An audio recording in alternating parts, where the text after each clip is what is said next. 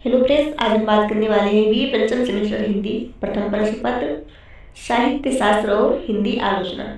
खंड A में अति लघु उत्तरीय प्रश्न दिए गए हैं जो कि एग्जाम की दृष्टि से बहुत ही महत्वपूर्ण है। तो चलिए इसको देखते हैं किस प्रकार से हमारे क्वेश्चन है। तो पहला क्वेश्चन है, काव्य हेतु काव्य का सृजनात्मक सूत्र है, स्पष्ट कीजिए। जो काव्य हेतु है ये काव्य का सृजनात्मक सूत्र है, स्पष्ट कीजिए। तो काव्य हेतु जो है दो शब्दों से मिलकर बना है। पहला हो गया काव्य और दूसरा हो गया हेतु, जिसमें काव्य का अर्थ कविता होता है और हेतु का अर्थ होता है कारण।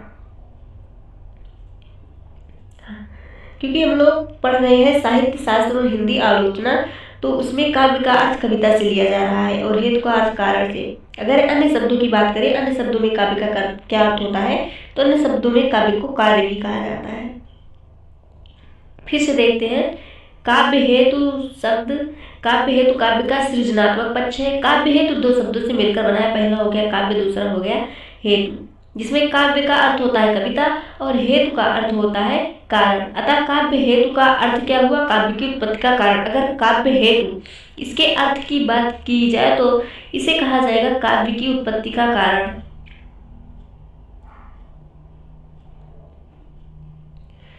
काव्य की उत्पत्ति का कारण। किसी भी व्यक्ति में काव्य रचना उत्पन्न कर देने वाला कारक काव्य हेतु कहलाता है। ये साधन ही कवि को काव्य प्रणयन में सक्षम बनाते हैं। इन्हें साहित्य का प्रेरणा स्रोत भी कहा जाता है। आगे देखते हैं, अगला क्वेश्चन है, अलंकार की परिभाषा देते हुए उदाहरण प्रस्तुत कीजिए। तो अलंकार की परिभाषा आप लोगों को पहले से ही पता होगी। काव्य की शोभा बढ़ाने वाले उपकरणों को अलंकार कहते हैं। काव्य की शोभा बढ़ाने वाले उपकरणों को अलंकार कहते हैं। दूसरे शब्दों में अलंकार का शाब्दिक अर्थ क्या होता है? शाब्दिक अर्थ होता है आभूषण, श्रृंगार, आभूषण, श्रृंगार, सजावट, ये सब होते हैं।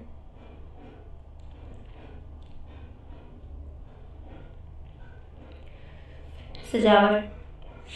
फिर से देख लेते हैं, अलंकार की परिभाषा देते हुए कुछ उदाहरण प्रस्तुत कीजिए। तो काव्य की शोभा बढ़ाने वाले उपकरणों को अलंकार कहते हैं। दूसरे शब्दों में अलंकार का शाब्दिक अर्थ होता है आभूषण, श्रृंगार और सजावट। और क्योंकि हम लोग साहित्य शास्त्र और हिंदी आलोचना पढ़ रहे हैं, तो साहित्य शास्त्र और हिंदी आलोचना में जो अलंकार शब्द का प्रयोग किया गया है वो किसके लिए किया गया है? काव्य सौंदर्य के लिए किया गया है। काव्य सौंदर्य के लिए।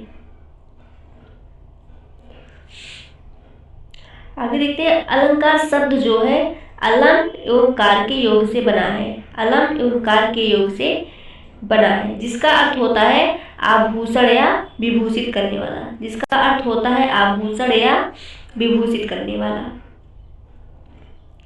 तो फिर से देखते हैं, अलंकार की परिभाषा देते हुए कुछ उदाहरण प्रस्तुत कीजिए।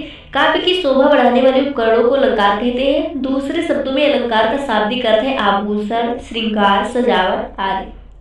क्योंकि साहित्य शास्त्र एवं हिंदी आलोचना हम लोग हिंदी पढ़ रहे हैं 5th सेमेस्टर में, तो साहित्य शास्त्र में अलंकार का जो प्रयोग किया गया है, अलंकार शब्द का प्रयोग जो किया गया है वो काव्य सौंदर्य के लिए किया गया है। किसके लिए किया गया है? काव्य सौंदर्य के लिए। तो अलंकार शब्द अलम एवं कार के योग से बना है, जिसका अर्थ होता है आभूषण या विभूषित करने वाला। आगे देखते हैं, अगला क्वेश्चन है, अलंकार के कितने भेद होते हैं? तो अलंकार के 3 भेद होते हैं। अलंकार के कितने भेद होते हैं? 3 भेद होते हैं। 3 भेद कौन कौन से हैं? पहला है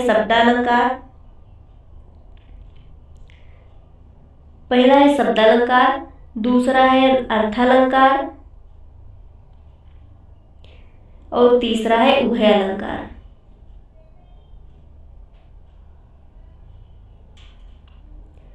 पहला है शब्दालंकार, दूसरा है अर्थालंकार और तीसरा है उभयालंकार। अलंकार के कितने भेद होते हैं? अलंकार के 3 भेद होते हैं, शब्दालंकार, अर्थालंकार और उभयालंकार। अगला क्वेश्चन है, किन्हीं 2 शब्दालंकारों के नाम लिखिए। किन्हीं 2 शब्दालंकारों के नाम। तो ये दो शब्दालंकार कौन कौन से? पहला हो गया अपना अनुप्रास और दूसरा हो गया यमक।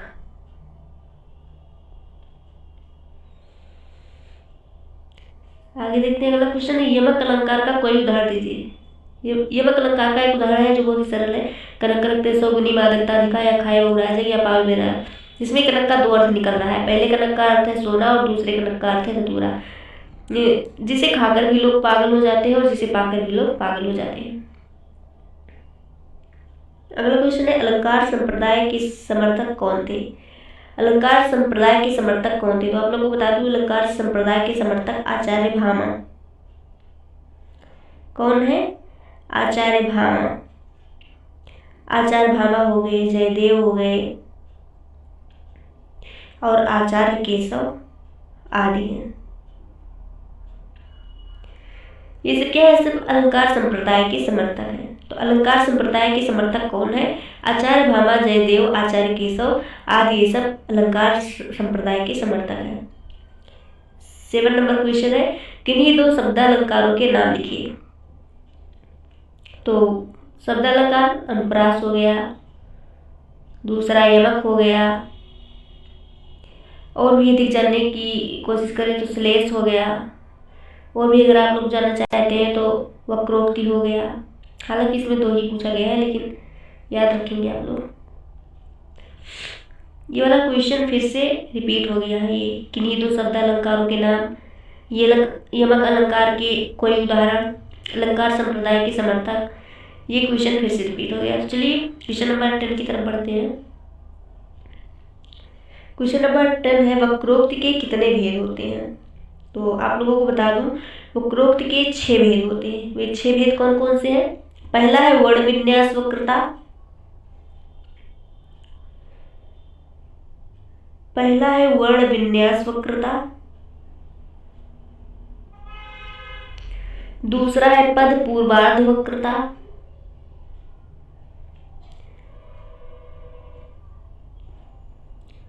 पद पूर्वार्ध वक्रता।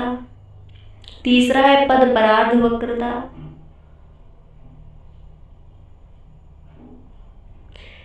तीसरा है पद परार्ध वक्रता। चौथा है वाक्य वक्रता। पांचवा है प्रकरण वक्रता। और छठा है प्रबंध वक्रता।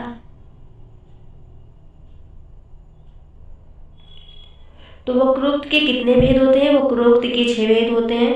पहला हो गया वर्ण विन्यास वक्रता, दूसरा हो गया पद पूर्वार्ध वक्रता, तीसरा हो गया पद परार्ध वक्रता, चौथा हो गया वाक्य वक्रता, पांचवा हो गया प्रकरण वक्रता और छठा हो गया प्रबंध वक्रता। आगे देखते हैं अगला क्वेश्चन है 11 नंबर क्वेश्चन है इलियड के निर्वैयक्तिकता के सिद्धांत को परिभाषित कीजिए। तो इलियड के अनुसार वैयक्तिकता से अनेकता का जन्म होता है। किसका जन्म होता है?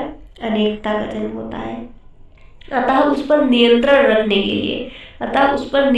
रखने के लिए निर्वैयक्तिकता की आवश्यकता होती है। किसकी आवश्यकता होती है? निर्वैयक्तिकता की आवश्यकता होती है।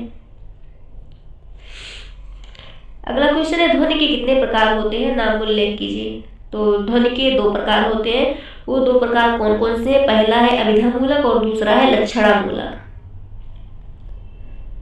पहला है अभिधामूलक ध्वनि, पहला है अभिधामूलक ध्वनि और दूसरा है लक्षणामूलक ध्वनि।